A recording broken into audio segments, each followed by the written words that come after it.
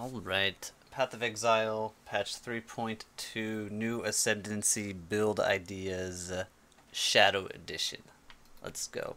So, the idea of this guide is a little bit different from my normal build guides where I would show gameplay and then show all the gear in game and all that stuff, because the builds I'm going to be going over are using the new Ascendancies in the upcoming patch, which we don't have access to yet, so I can't really show gameplay and I can't really put all this stuff together like I normally would be able to. So we're going to be sticking to Path of Building, which is a really useful tool to plan out builds and see the numbers on different builds and whatnot. So no gameplay, unfortunately, but as a bonus, I'm going to be able to go over 3 different builds in this video instead of the normal 1 build guide for a video. And like I said, this is the Shadow Edition, so I'm going to be going over a build for each of the Shadow Ascendancies. And we're starting off with the Trickster. For the Trickster, I've put together basically my usual Essence Drain, Mind Over Matter Trickster budget league starter. I still think this holds together as one of, if not the best, full budget league starter build to just get to maps and start progressing through your Atlas very easily and very smoothly.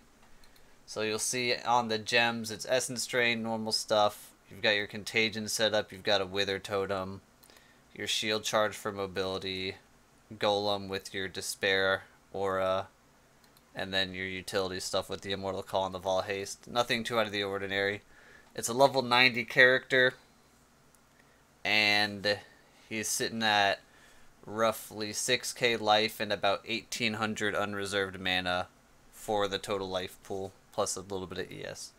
So before I go into the rest of the stuff, let me open up real fast here the new Trickster Changes, because they're kind of cheesed into the build, which I'll show after this. But here's a example of the new Trickster. That's not where we want to be. The new Trickster is right here. The biggest notable changes: the Weave the Arcane node kind of combined itself with the old movement skill node that Trickster had, so they're now both one node. It's pretty much a buff overall. You spend 2 points and get way more bonuses. You lost a little bit of mana regen, that's about it. Swift Killer, essentially unchanged for our build. They changed the damage over time into generic damage, but we don't care. Patient Reaper got outright buffed. It has a bigger damage over time boost, and it has some recovery on kill effects. And then the new node that we'll be taking as our Uber Lab node is Prolonged Pain, which gives 20% skill effect duration, which is nice again for mapping and especially for Wither. 10% reduced damage taken from damage over time, and 15% more damage over time. So we didn't really get nerfed at all, but we get a nice buff off of this new Prolonged Pain node. So the build is even stronger than it was previously. So since I can't actually make that Ascendancy in Path of Building, it still has the old Trickster. I've grabbed Patient Reaper to access the recovery rate node, since it wouldn't work when I tried to manually throw it in. But all of the other Trickster related stuff is on this jewel called New Trickster Stats. You can see it has a ton of different stats on it. This jewel is basically simulating the new Trickster. Some of the stuff in red doesn't work in Path of Building, but it's stuff that we can usually work through anyway. But that's how we're getting all the new stats. So aside from that, quick run through on the gear. It's got a bright beak, since it's a mapping build, want as much speed as possible. And you don't really need a weapon to really map as fast as you need to go, because your damage should be fine. If you want a weapon with real damage, I would recommend either just some rare melee weapon with good attack speed, good spell damage, or something like Breath of the Council. The shield, we're looking for spell damage, life, mana, res. Pretty much every piece of armor you're going to see that is pretty much life, mana, res, and then damage where you can get it. Helmet's Mind Spiral, one of my favorite items for Mind Over Matter builds, especially ones that can't leech, because it makes it when you get hit, you get back some of the damage as mana, and it acts as a sort of mitigation thing. Then body armor just has life and mana. Really, really basic stuff. It's a 5-link. Gloves, life, mana, res, life, mana, move speed, res. Pretty much through all the gear. You can see nothing too crazy. All magic flasks. And then the rest of the jewels are all 3-stat jewels with life and some damage. So like I said, the Essence Drain is actually not a 5 link. I lied. I forgot. I added a level 2 Empower, just so people know what you can use for your 6th link, because Empower is my favorite 6th link. It's not very strong until you get it level 3 or level 4, but it's there. And for our dot DPS configured against map bosses, we're at 150k, which isn't the highest, but it gets the job done. If you feel like you need more boss damage, as soon as you can afford a pair, you're going to want to get some allelopathy gloves right here, the ones that give you free blight, and you can kind of just carry them in your inventory with a bunch of support gems in them, like efficacy, controlled destruction, void manipulation, and I like to put arcane surge as the last support. And then when you get to map bosses, you just switch your regular gloves for the allelopathies, and they help you just melt bosses with that blight damage. But I think that about covers the Essence Stream build. Like I said, it's a very budget friendly. I guess I should go over the tree. Very budget friendly. The tree is pretty straightforward. You're mostly just gathering life and damage. I have one frenzy charge node over here, since we get a lot of frenzy charges out of Trickster. We've got mind over matter, and then we're just chasing across the top of the tree for all the life that we can get. And that covers that one. So on to the next build, which is Saboteur Build. It is a lightning trap build, and it is a CI build. Now this one's a little bit trickier than the last one was, because it does even more in the way of adding in new stuff that's not in the game yet. For the Ascendancy nodes, though, we're taking Perfect Crime and Chain Reaction, which are the new trap-related nodes. You get all the normal trap stuff. And then the new node, Pyromaniac, extremely powerful. And it's part of the reason why we went CI instead of something like a Mind Over Matter build, which would be the other real solid way to do it. But it gives life regen per second for each of your traps triggered recently. So if you're a Mind Over Matter build, it doesn't give mana regeneration, so you kind of lose a little bit out compared to the damage you're taking. But if you go CI, you can build up that huge ES pool and turn it all into ES regen with Zealot's Oath. So that node's really powerful.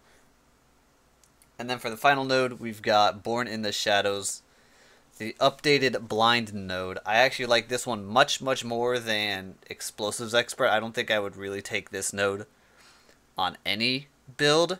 I think you're either going to take the Trap line or the Mine line, and then Pyromaniac plus Born in the Shadows. This one has reduced damage taken from blinded enemies, so some free mitigation, and then a little bit of damage against blinded enemies, and 2 different sources of applying blind. Anything near you is automatically blinded, and then you have a 25% chance to blind on hit, which, even if you have 0 evasion whatsoever, that blind will make enemies' chances to hit you go from 100% to 50%. So it's a huge amount of mitigation from attacks.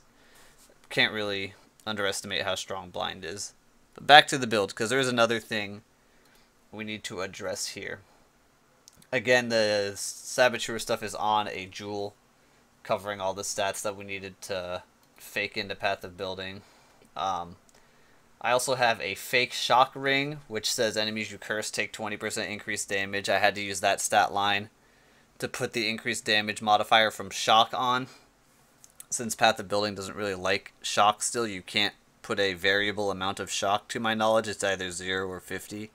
So that's kind of simulating a 20% shock, a pretty low shock, but that's an amount that you could easily achieve for bosses. For, you know, anything under probably T16 maps.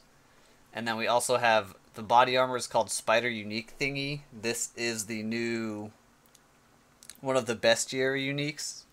The spider body armor that they teased, which has aspect of the spider stuff. It basically makes enemies take increased damage, deal reduced damage, and they lose 10% resists. So it's a really strong body armor overall. And this thing's kind of copying the stats from that. As far as the rest of the gear goes, it's basically a lot of CI crit gear. The weapons just crit. Scepter, the shield's got spell crit and some ES. Helmet has ES res. Gloves have ES res. Boots are Syntrek since they're the easiest, cheapest way to get good ES boots with move speed. and then they're enchanted for crit chance if you haven't crit recently, since that doesn't count from your traps. You basically just get that crit chance all the time.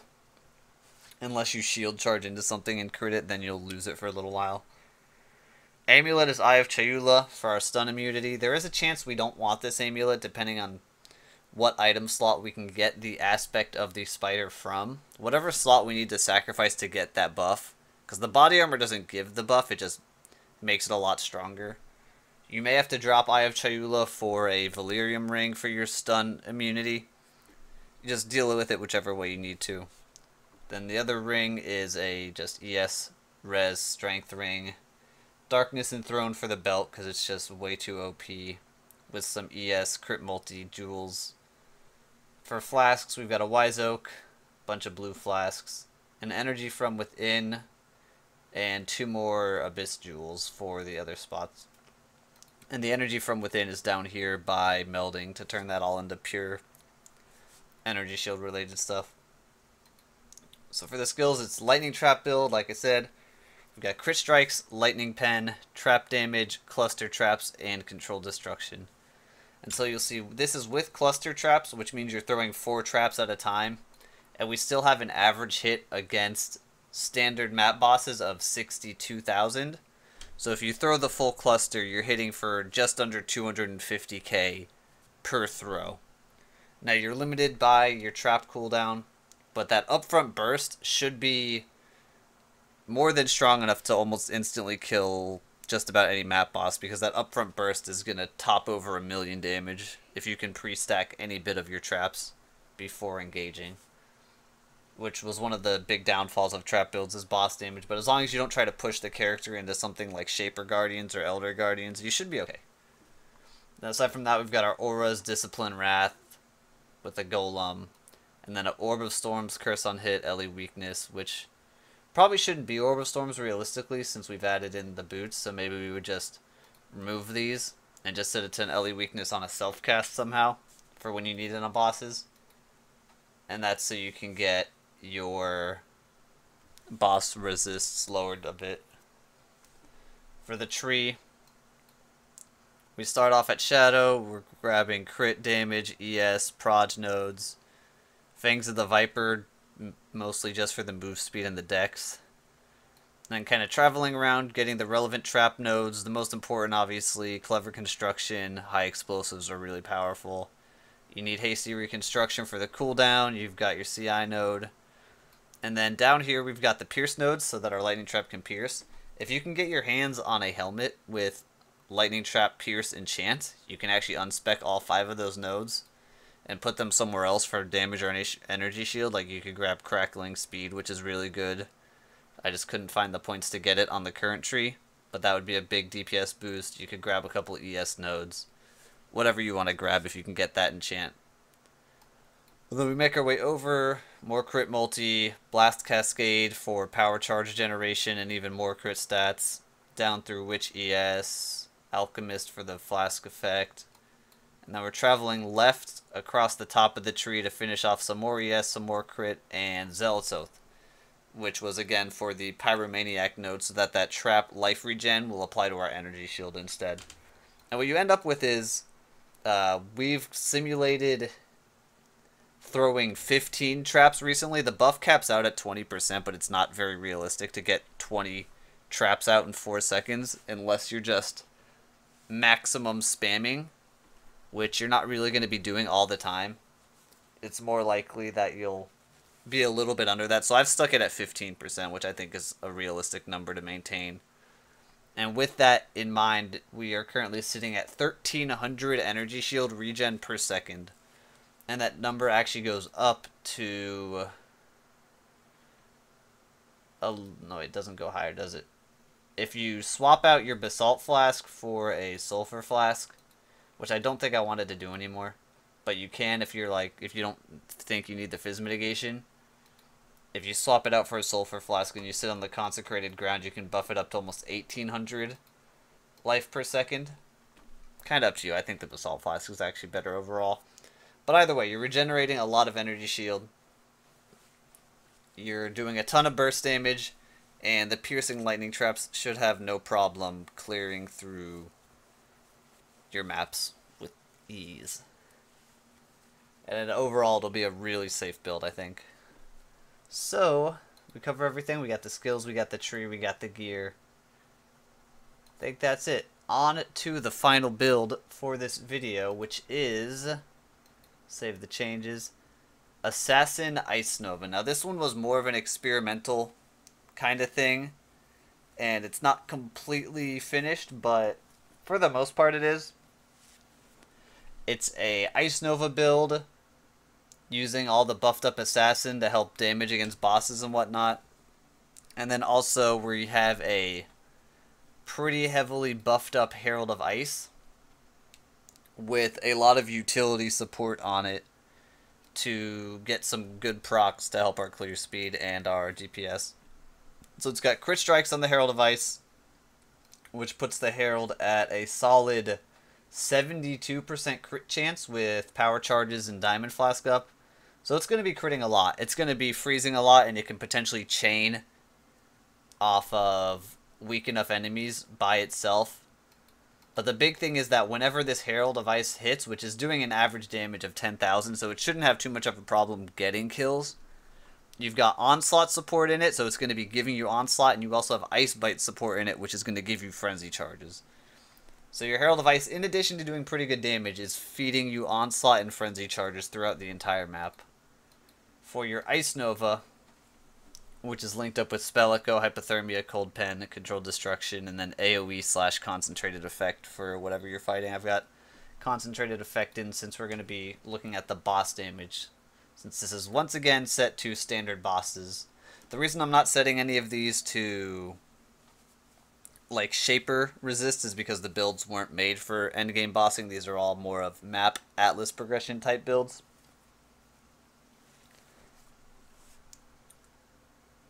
But for the rest of the gems here, we've got our Golem, we've got our Vol Haste. Should probably add an increased duration here. You'll have your shield charge set up and all that as usual. Your cast and damage taken set up as usual.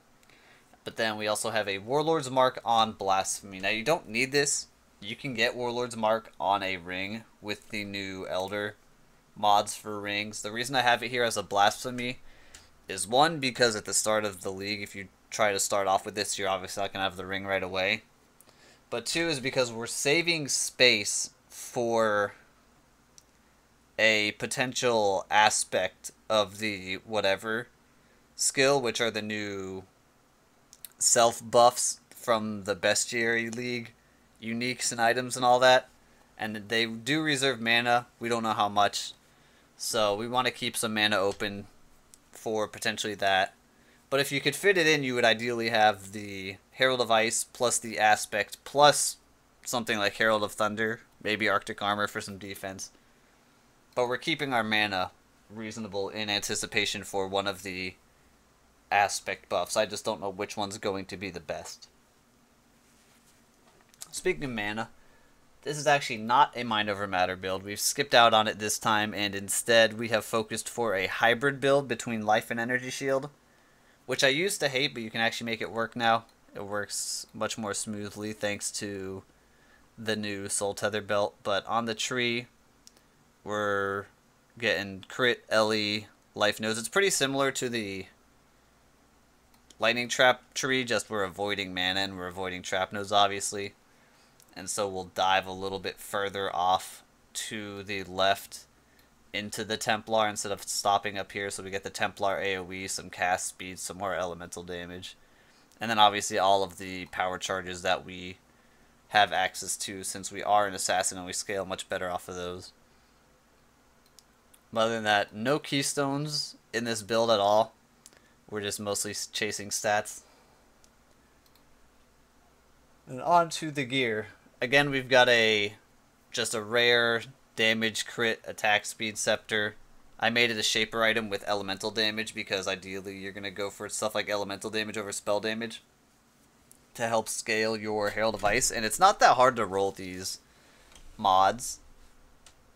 These ones where it's elemental focus plus elemental damage. in my experience crafting on the new Shaper bases, you find those much more often than you actually find something like 50 spell damage anyway. So as soon as you can get your hands on one of those to craft or just buy outright, that's definitely the way to go. Shield, we've got life, cold damage, spell crit, and then kind of crafted all res. You don't really need much res on your shield. You're mostly looking for those DPS stats. Helmet, life, ES, res. Carcass Jack for the body armor. This may be replaced again by one of the new Bestiary unique body armors for one of the aspect buffs. Not sure. We'll see what happens when we get all the items released on launch day. Some fingerless gloves for the spell damage with life, ES, res. And socketed gems have 3.5% critical strike chance, which we have essence crafted onto these with, I believe, an essence of... let's see which one it is. Hysteria? No, it is not Hysteria. It's Horror. Essence of Horror will give us that modifier. And that is where we are socketing our Herald of Ice. So that's helping the base crit of the Herald of Ice go up, and that's how we get to that like 70% effective crit chance. So you definitely want to get a nice pair of fingerless gloves before you do that, since they have good ES and they have that implicit spell damage. Before you get that, you would just use whatever gloves you can find, and your Herald of Ice isn't going to be quite as strong. Boots, again, move speed, life, res, a little bit of ES if you can afford it. Amulet, mainly you're going to look for life and crit multi, followed by ES resists. Rings are life resists, whatevers. And then for the belt, this is what makes hybrid builds actually feel good, as long as you can leech. Soul Tether belt, which puts you at 0 ES by default whenever you enter a zone. You can't regen, you can't recharge. But when you're at full life, your life leech applies to your ES instead of your life. So it's kind of like having Ghost Reaver, but only when you're at full HP. So if you look over on the left side, you can see we have just under 6k life, and then we also have 2100 energy shield.